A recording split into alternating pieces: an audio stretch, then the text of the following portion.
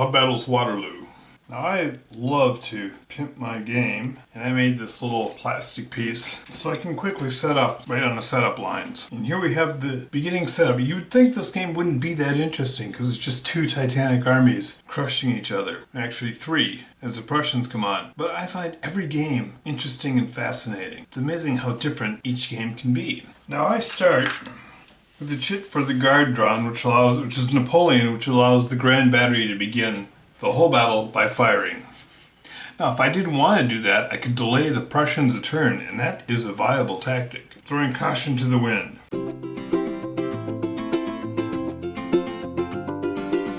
Prussian entrance at Waterloo. On turn 1, Bülow comes on. With 1/3 a move, he will get to there. Turn 2, he now has a full move. We're going to race him towards Planchenoit. Turn 2 puts him there. On turn 2, Bülow and Zieten also move on, with a full move. We will place them there, simulating them coming on to sustain the British line.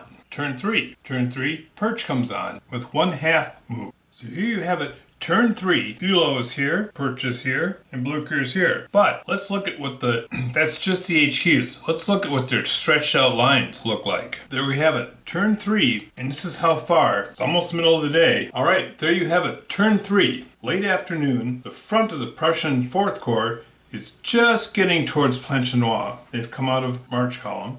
Blücher's 1st Corps is just beginning to reach the British, and Perch's 2nd Corps is just getting on the board. Turn 4, 6 hours after the French have opened up their attack. So now it's about 5:30ish. The Prussians are just now getting to Planchenoit. Blücher is just now reaching the British lines. And Perch's 2nd Corps is just coming on. It'll take at least 2, possibly 3 more turns for them to assemble in any kind of force. You figure roughly 1 block per turn will make it into the battle. So my point being, while the Prussians begin showing up on turn 1, it's mid-game before they're even beginning to show up and exert an influence. Of course, the entire game, the French are watching this progression. It's very unnerving. Back to our game. Alright, here we go. British infantry Huguenot, 1st and 6th Corps begin the assault. Alright, the 1st Corps gains some ground, and the 6th Corps beaten back. Turn 2, the Guard attacks on the left. Herbal's heavy cav attacks on the right. And in the center, 1st Corps ups the assault. Alright, by the end of turn 2, the French are driven back with terrible losses. Will this luck change for them? Turn 3, combat. Jerome puts the herd on.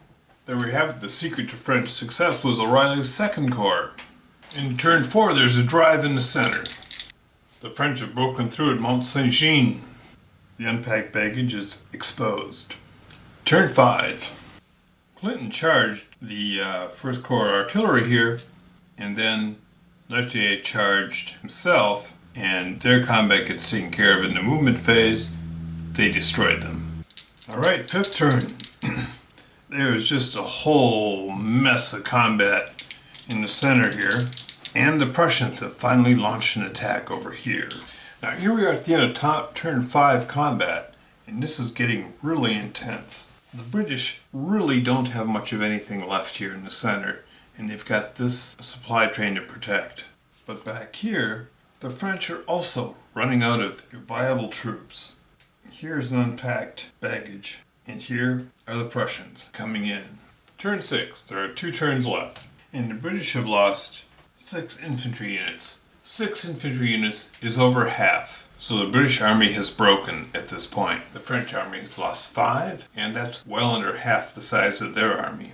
Turn 6, French victory. The British have been broken.